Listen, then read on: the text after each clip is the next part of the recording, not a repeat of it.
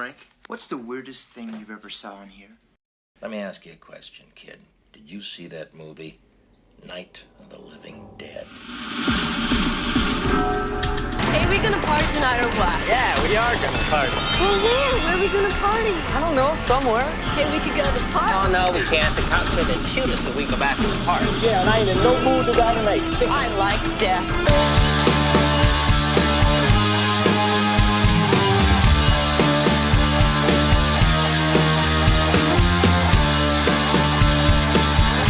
Fools, and welcome to minute 83 of Do You Want to Party, the Movies by Minute podcast for the 1985 groundbreaking horror classic, The Return of the Living Dead.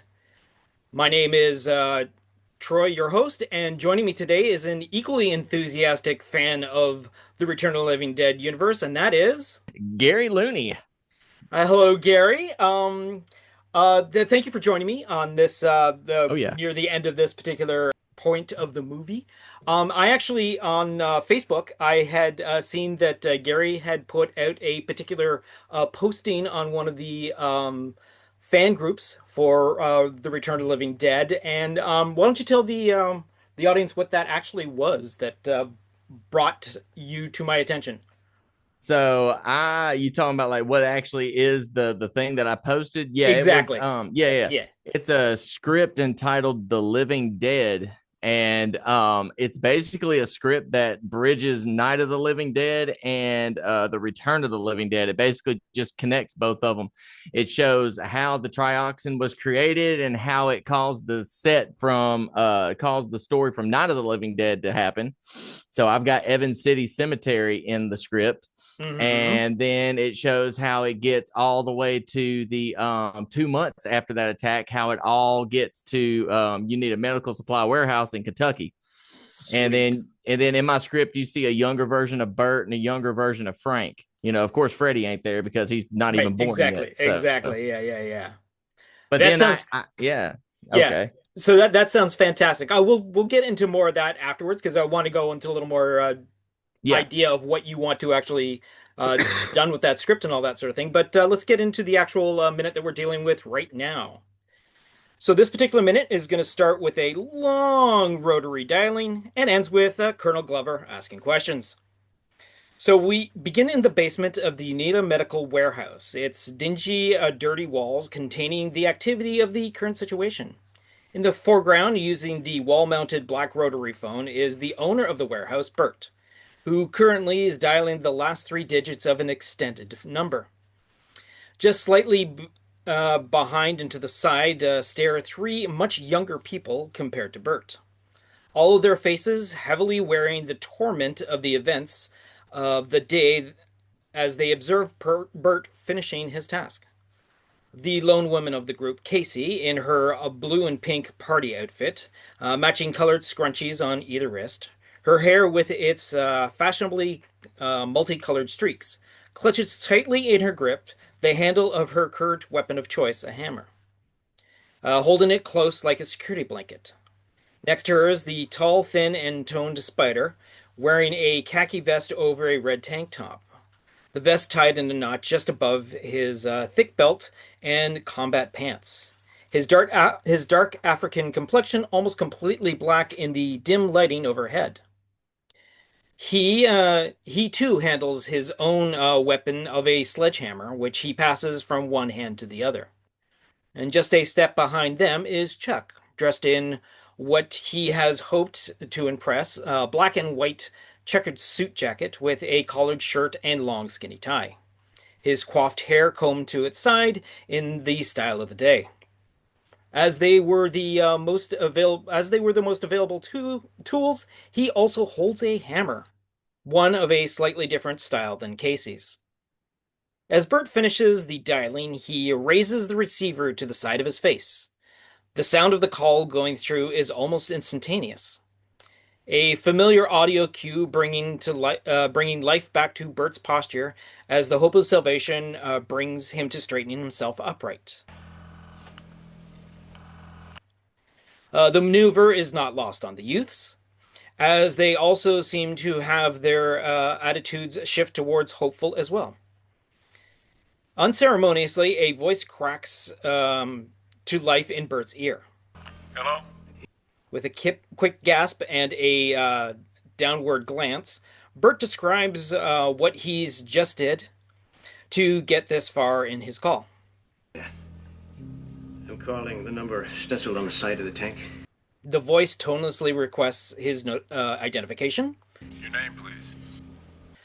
Bert takes a second, and after slightly sideways turning towards the others, responds with his full name. Bert Wilson. The voice now instructs him as to what to do and what is about to happen. Stay on the line, Mr. Wilson. You're being transferred. Out in another area of the United States, the distant lights of a city near the base of the Rockies are lit in a grid pattern laying out the marking roadways in the night. Above, a full moon glows brightly in the cloudless sky, allowing it to project a distant halo around it. The reflection off its surface highlighting the snowy peaks of the mountain range. In the immediate foreground is an array of technical mechanical devices for communication, several different signaling and transmitting dishes of varying sizes and shapes. Near the base of the stack, mounted on the side of another mountain, the bright red light shines, its color warming the gray-blue equipment. At the top of the pile, a singular secondary light flashes on and off, its light highlighting the backsides of twin curved circular satellite dishes that are pointed in different directions. There is a digital clicking sound. Then the slight computerized voice calls out its location and its acceptance of the call. This is ComQ Denver, go ahead. The responding voice relays its information, then requests further action. Denver, this is Wichita. I've got a CLY priority on a 113. Who's up? The first voice announces the appropriate person in charge and forwards the call. That would be Colonel Glover, San Diego. I'll put you through. Meanwhile, in the San Diego home of Colonel Glover and his wife, the two are sleeping somewhat peacefully as the night suddenly is disturbed by a buzzing phone next to the Colonel's side of the bed. The first buzz jumps the sleeping man into action as he quickly, still in the dark, picks up his end of the call and acknowledges it. Yes. He then reaches up to turn his bedside light while announcing the rank of the unheard voice. Yes, Captain. As the colonel is wearing baby blue monogrammed HG pajamas, continues the brief conversation and sits himself up, his still half asleep wife calls out his name, unsure of the situation. I see. Very well. Chris. Put the call through to me. Now sitting at the side of his bed, Glover opens the red cover spiral notebook that was there for this express situation. Weakly, his still waking wife reaches to turn on the light on her side of the bed. The colonel asks for the call to be forwarded to him. Yes, put him on. After a brief pause, he refers to the caller by his last name and asks his location. Mr. Wilson, where are you calling from? In his left hand, he scribbles out the details with a yellow pencil. As his wife sits up completely, her fingers raking through her hair, a worried look upon her face with the realization of the situation, the seriousness of the possibility as she observes her husband fulfilling his duty. Her husband inquires about the timing of the event. When did this take place? After some more notes, he asks about the length of time that the situation had started. And when was the tank first breached? Hearing the answer gives him a shocked reaction, of which his wife can perceive behind him. The colonel quickly inquires of Mr. Wilson's delay in making the call. Why didn't you call his number immediately? And as he pauses to listen to the response, that is where we end our minute. So there we go. You didn't get a lot of action in this minute, but you do get a lot of pushing of the story and all that sort of thing as as the movie itself starts to get into its climax and all that sort of thing. So did anything particularly stand out for you in that particular minute there? There was a lot of description of room description. Really, it just gave you an atmosphere, kind of. Yeah, yeah, yeah. Yeah, that's mostly what I got, which I mean, yeah, damn did a damn good job at describing the atmosphere. That's one thing I have a problem with is describing atmosphere.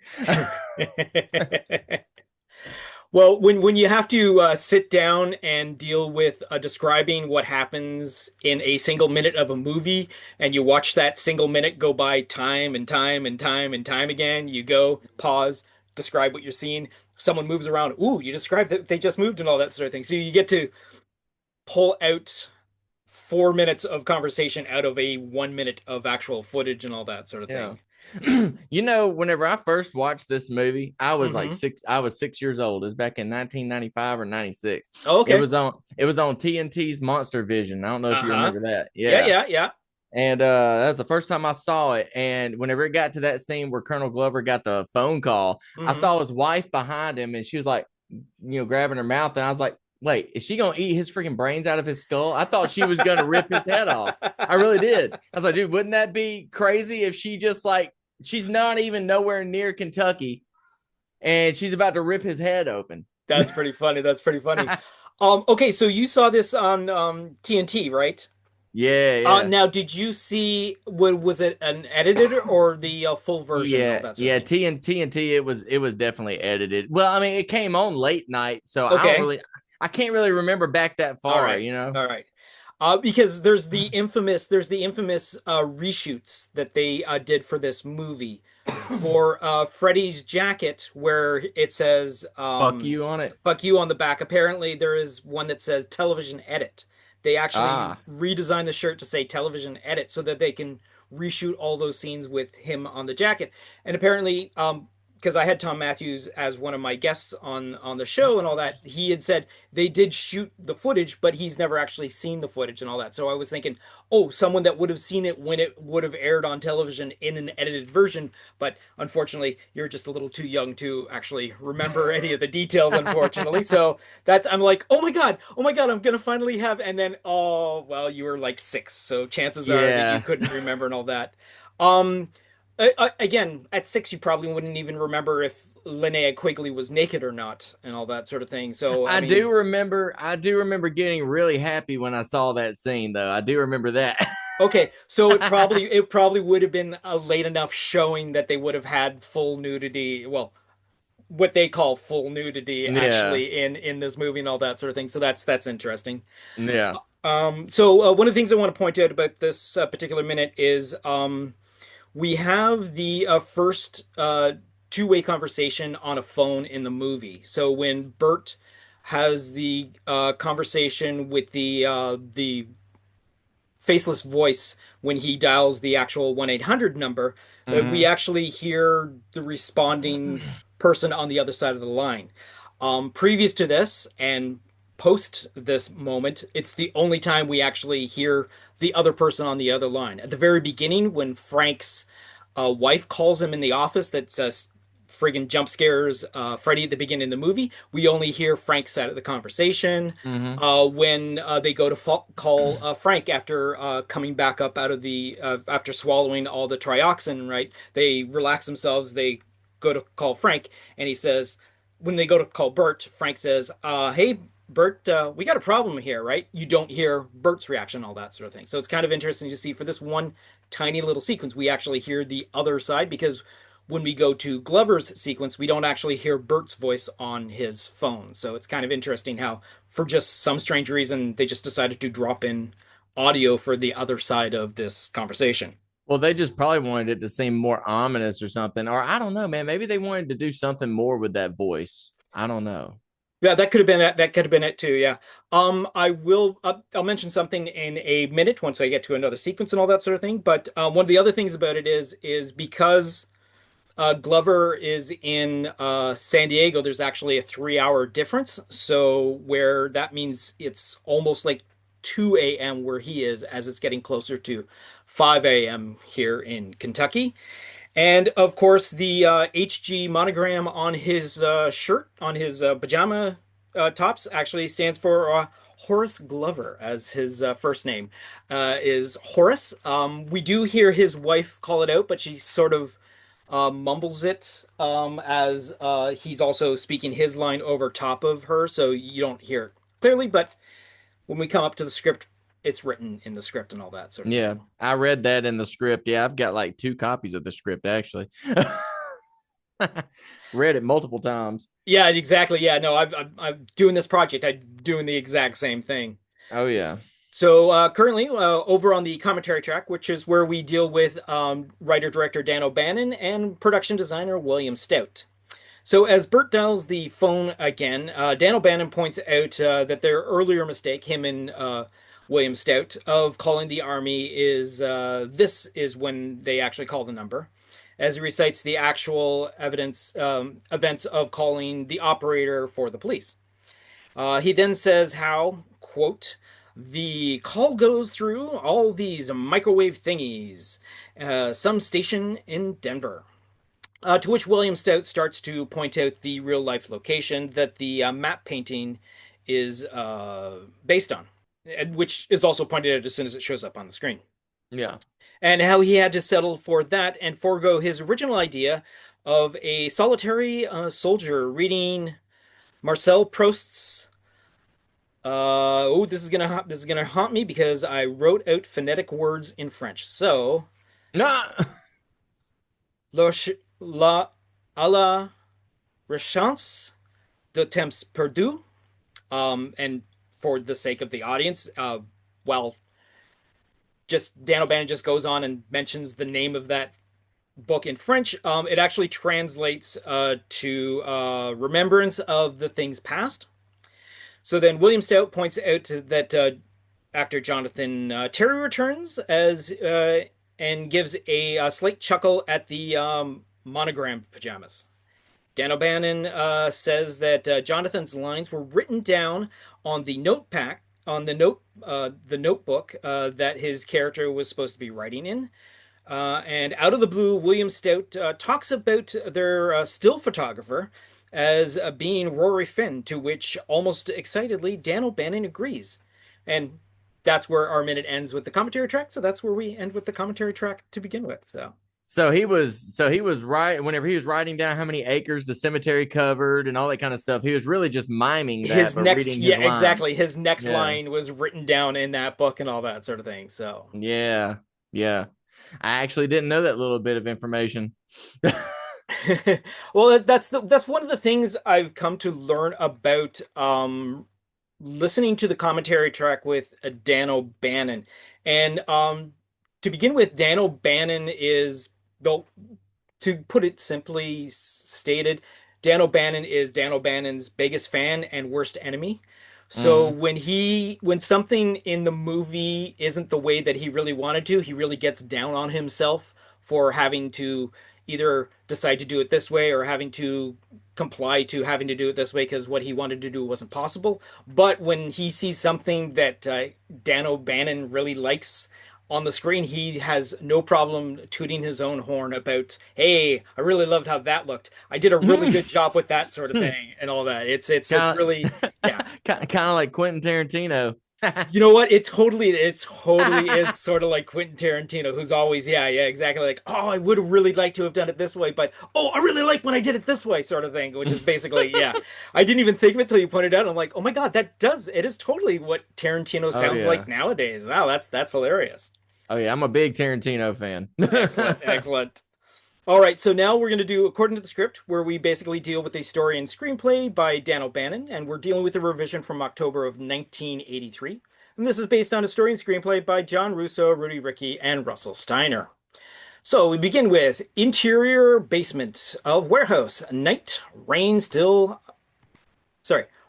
slacking off.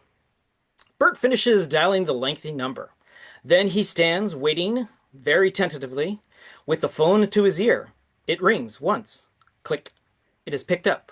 Female voice on phone, voiceover. Hello? Bert. Yes, I'm calling the number, stenciled on the side of the tank. Female voice on phone, voiceover. Stay on the line. The phone burrs as in Bert's ears again. Interior, a room, night. The decor is only described as vintage missile silo. The concrete walls, banks of equipment painted battleship gray, cheap red plastic chairs. The clock on the wall reads 3:43 a.m. An army officer sits with his feet up on the console, smoking a cigarette, drinking a cup of coffee, and reading volume 4 of Remembrance of Things Past. On the console, a red light flashes on and a buzzer sounds. He snaps awake as if from a long wait. Years. He stares at the red light, can't believe it. Then he sits upright and grabs the phone. Tight on the gold brand on his sleeves. Officer into phone. Captain Turner speaking. Listens. Put him through. Pause. Go ahead, sir. Yes, you're calling the right number. Your name, please? He punches a button in front of him, transferring his call. Cut to exterior Denver, Colorado night. A microwave transmitter framed against a moonlit sky and the Rockies. Officer's voice filtered. Please stay on the line, Mr. Penrod. You're being transferred. Click beep. Voice number 2. Filtered. This is ComQ, Denver, go ahead. Officer's voice filtered. Denver, this is Wichita. We've got a CLY priority on the 113. Who's up? That would be Colonel Glover, sir. Voice number 2, voice filtered. That would be Colonel Glover, San Diego. I'll put you through. Cut to interior, Colonel's bedroom night. Through the bedroom windows is a particular view of the cliffs of the sea, the surf pounding below. The weather here is clear and beautiful. Camera pulls back to reveal the Colonel around sound asleep with his wife. Their bedside clock reads 1:45 a.m. The special phone next to his bed beep beeps. The Colonel sits up, wide awake. He stares at the beeping phone. His wife is slowly coming awake.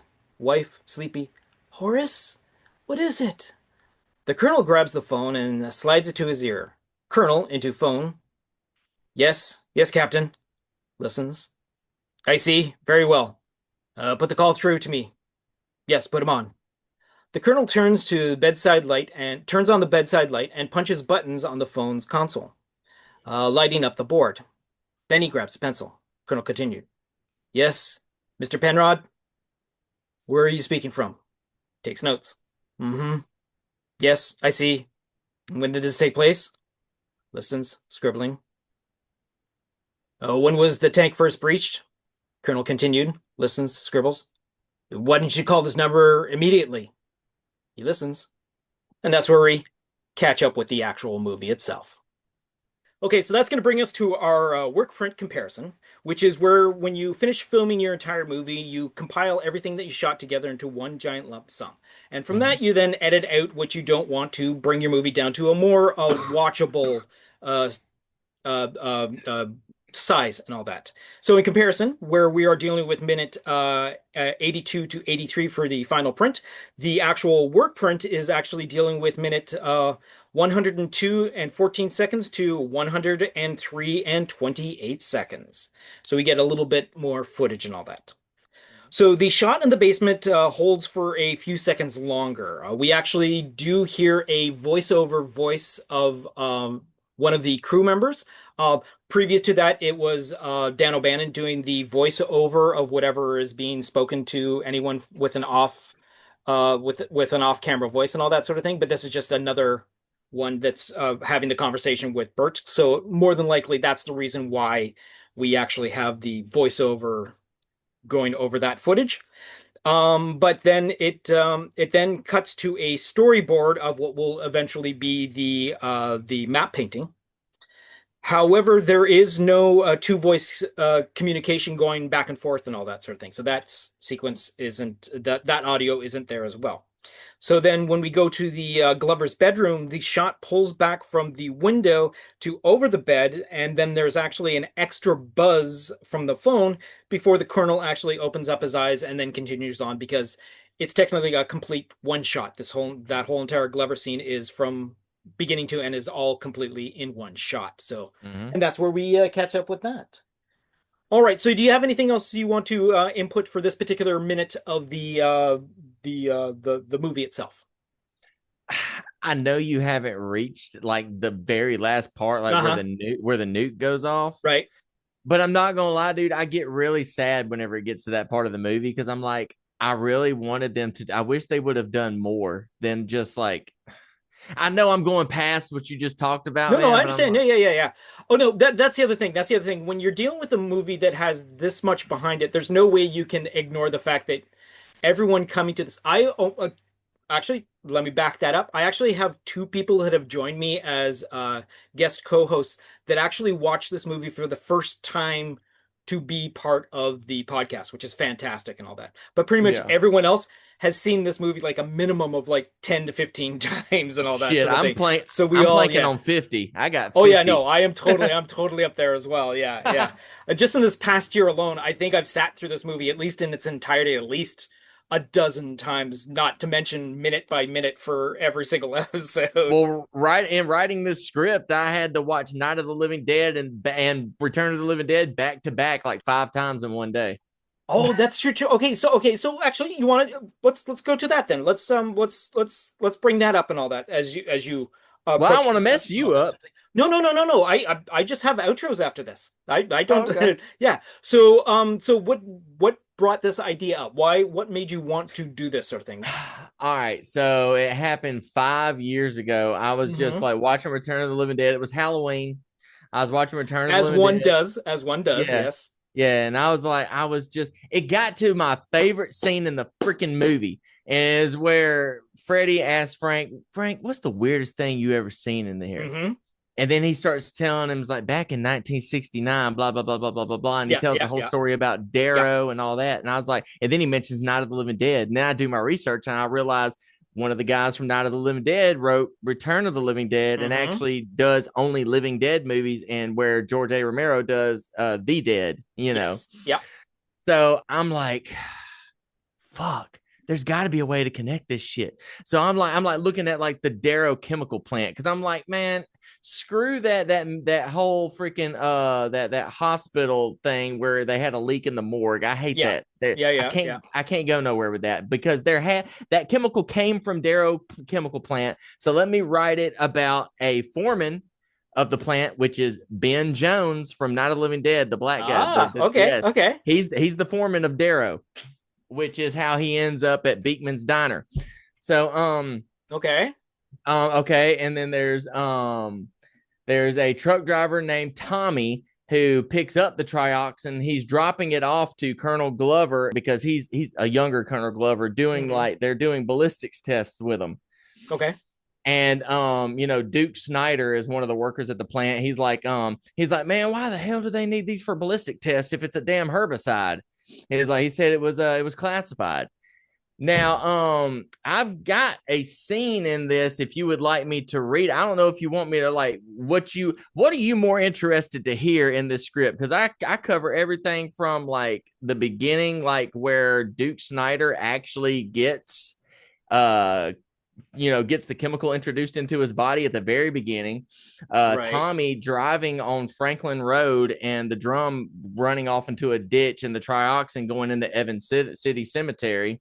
And then I've got Ben getting a phone call from Tommy. Tommy's fucked up at Beekman's Diner. He is jacked up bad. You know what? Actually, I'll read you that scene. Yeah. Go ahead. Yeah. If I can remember which scene that is.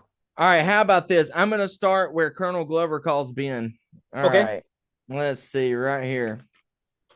Interior, Ben's office, morning. Ben pours himself a cup of coffee from the percolator on top of the filing cabinet, lights a cigarette, takes a drag, exhales. He walks to the window overlooking the warehouse floor, workers moving drums, forklifts beeping. He watches the operations below, takes a sip of coffee, the phone rings. Ben turns, walks back to his desk, picks up.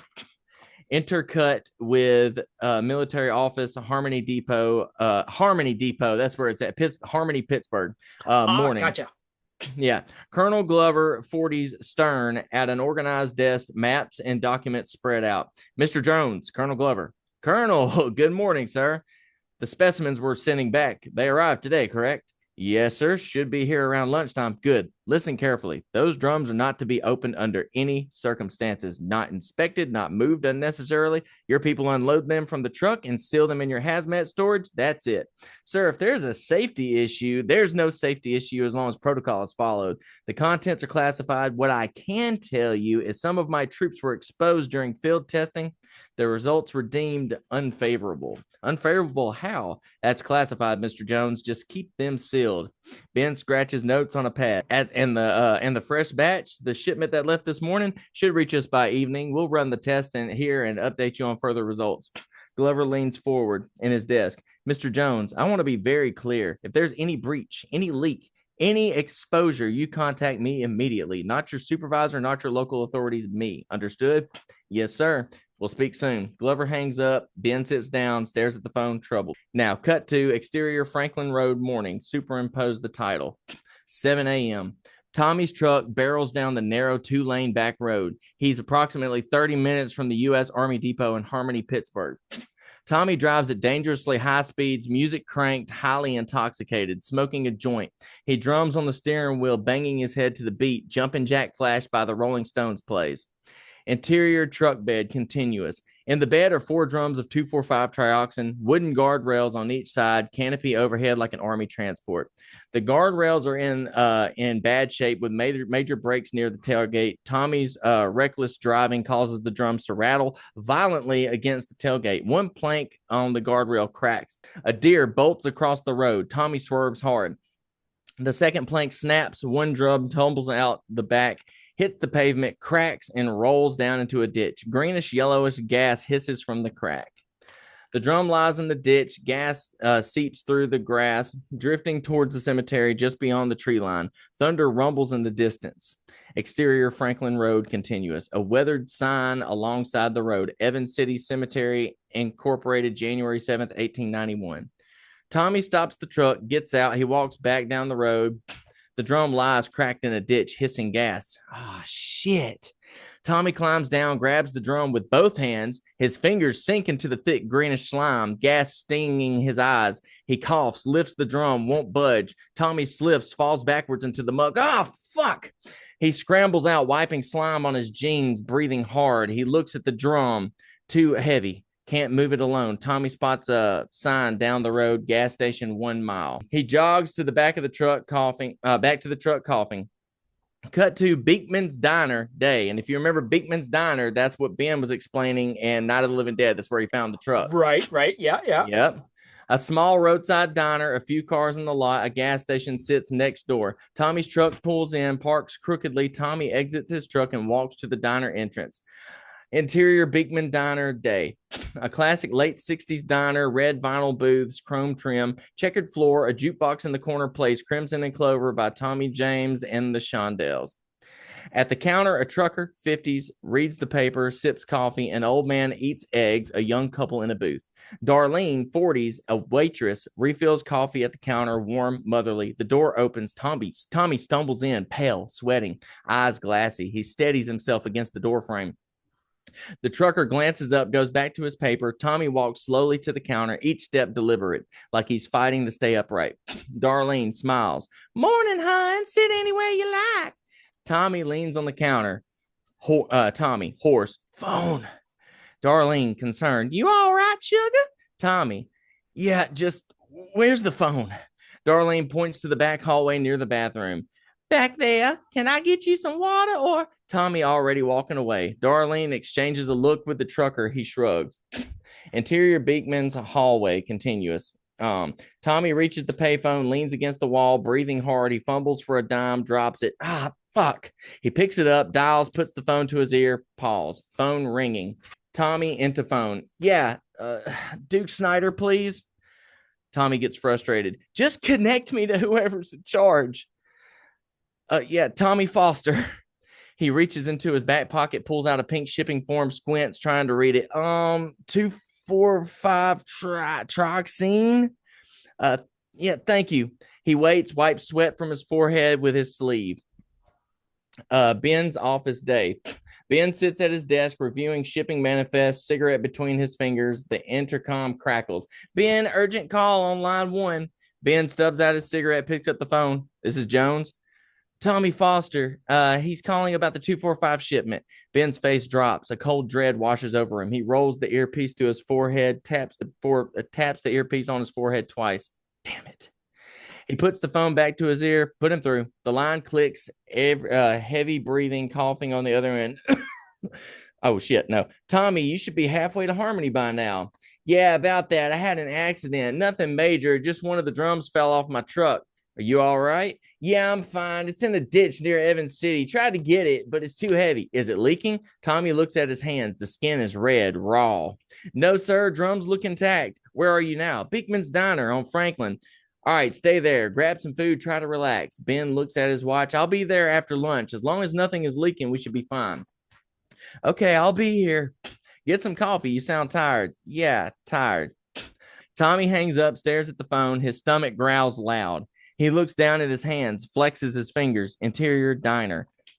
Continuous. Tommy shuffles back to the counter, sits at a stool. Darlene approaches with a coffee pot. Coffee, hon? Yeah, and a burger, fries, and a Coke. You got it. She pours coffee. Tommy wraps his hands around the mug, doesn't drink. Darlene continued. So, where are you headed? Tommy responds, Harmony. Not much farther now. Darlene sets silverware and napkins in front of Tommy. You picked a good place to stop. Best burgers in the county. Tommy just stares at the coffee. Darlene heads to the kitchen, calls out the order. The trucker glances at Tommy. You look like shit, buddy.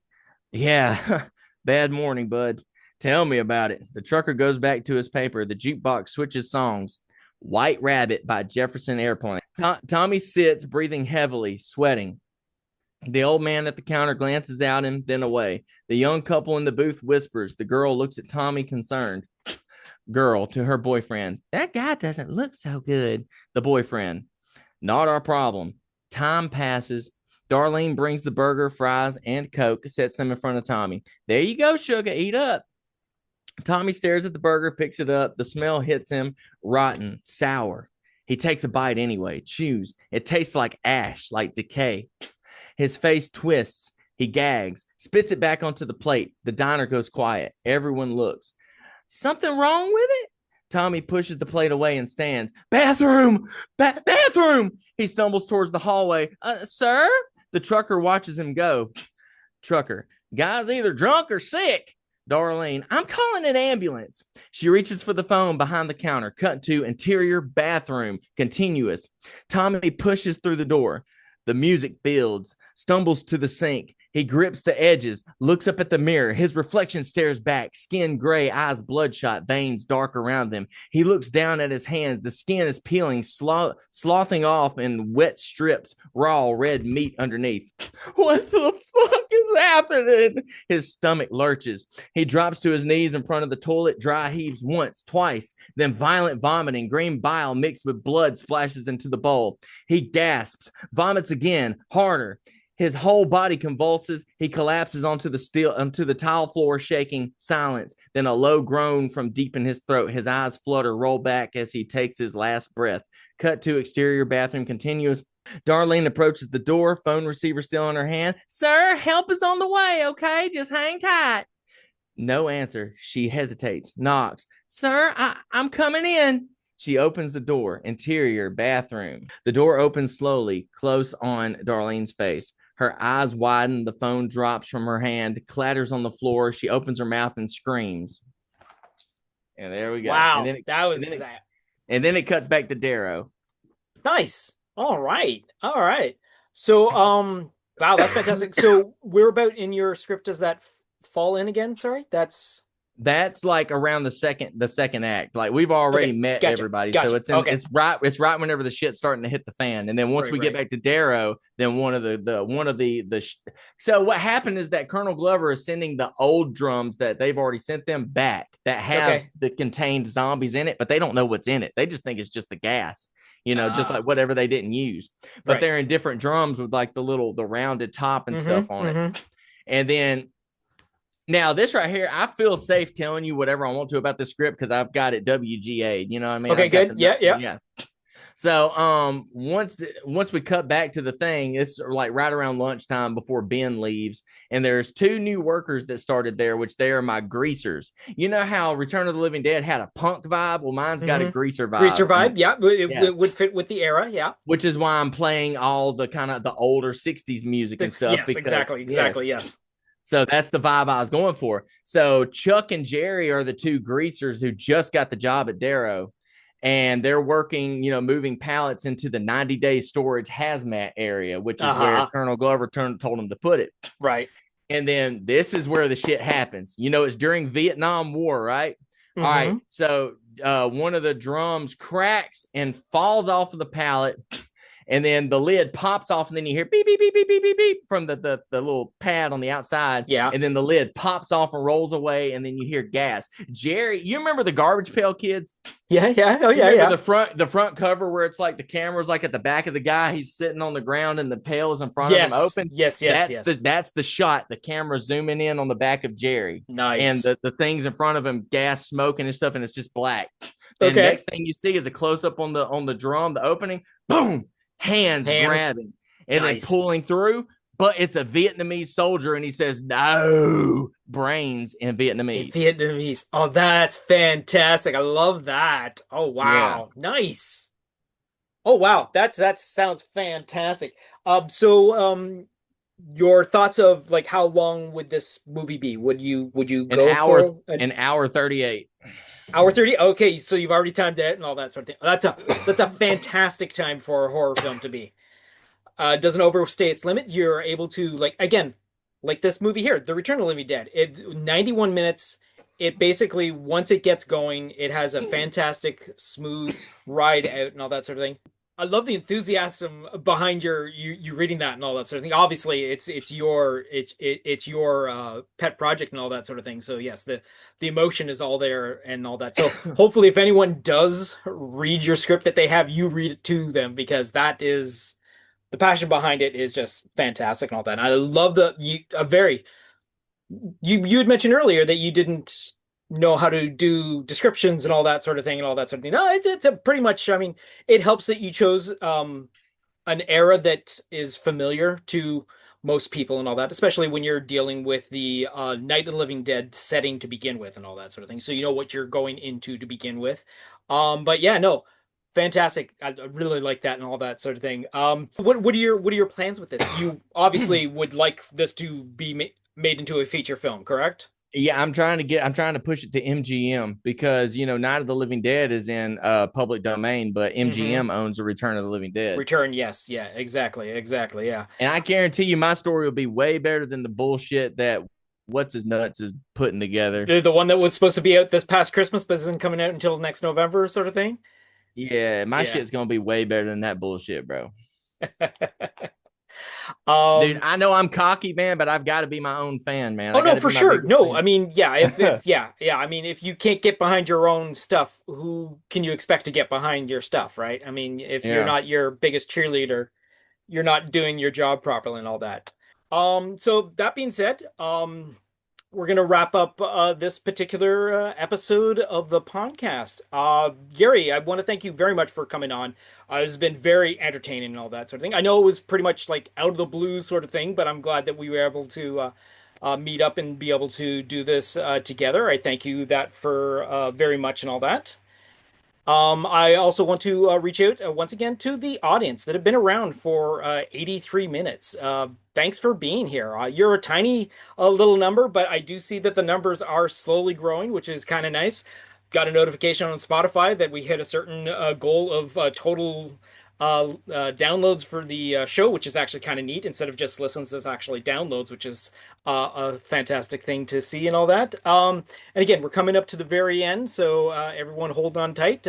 While the actual story doesn't get any really exciting and all that sort of thing, we do end up having some really great moments coming up in the very near future. So that being said, once again, thank you, Gary. Thank you, audience. I've got nothing else to say except see you next Wednesday. You've just been listening to a Planet Geek production of Do You Want to Party? A Movies by Minute podcast of the 1985 The Return of the Living Dead. Please be sure to subscribe, download, comment, share, rate, and review. Be sure to follow us on our social media platforms: Facebook, YouTube, TikTok, Tumblr, or Letterboxd. Search for Planet Geek Productions. X, former Twitter, Instagram, and Blue Sky, search for Planet Geek Pod. Or send us an email to planetgeekpod@gmail.com. Our closing music is provided by Night Chill. See the show notes for more details. Once again, thanks for tuning in, and farewell, fiends.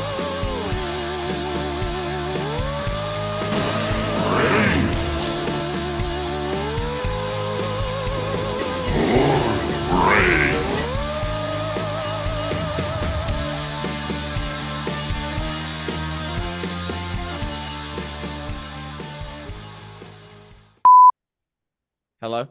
Hello. There we go. We're back. All right. We good to go? I know you're not recording the video, but I was messing with my brightness and all that other kind of stuff. I'm a perfectionist, man. I can't help it. I totally understand. Yeah. I might again, that's another thing with the new project. I might actually implement actual video into it because I see a lot of that's the way podcasts are going now, and then you just like, because technically that's what I'm doing right now. I'm recording video and just pulling the audio out and putting it away and all that sort of thing. But that also means some people don't like appearing on screen or anything like that. Or, I love it. Like, I'm actually, I think I told you this before. I'm actually a DP. Like I work on film and music videos, all that other kind of stuff. So I love being on camera. I love it. Yeah, I've slowly but surely gotten used to doing this multimedia thing and all that. Like right now, I'm in the middle of a project where I'm going to watch a different movie that is tailored to the day I'm actually watching it. So like the movie I'm watching mentions the date that I'm watching it in. So I'm now today I watched My Cousin Vinny because the incident takes place on January 4th, right? The incident where the kids get arrested. So later on in the movie, they announce, hey, this is when it happened. So we're announcing that that's the date and all that sort of thing. So today's movie was My Cousin Vinny. And I just do a quick little like 5-minute video review of the movie and all that sort of thing. So I just stand in front of a camera shooting myself and like, hey, look at that. I'm just editing my friggin' pretty little face and all that. So I'd like to hear your thoughts on 1993's Freaked. Oh, Freaked. Oh my God. That is Alex a movie Winter. that I have not seen that in like a dog's day. Fantastic movie. I believe that I actually have a DVD, like an early like released DVD of it. I got the VHS signed by the whole crew. Oh, that's fantastic. That's fantastic. All right, let's finish up this before we get into more before we get off topic again and run out of time. All right. Cut to black, fade in, exterior highway day, superimpose the title 2 months later. An army transport truck barrels down the highway, and here's some more music for you, bro. Ain't Too Proud to Beg by the Temptations kicks in. Yep. All right. Yeah. And you're like, as it's zooming in on the back of the truck on the trioxin tanks and stuff, it's like, I know you want to leave me, but I refuse to let you go. Nice. It's like, I know y'all want to leave us in the past, but here we are, bitch. Nice. It's like, the driver hums along, cigarette dangling, relaxed. The truck passes a sign, Louisville, 45 miles.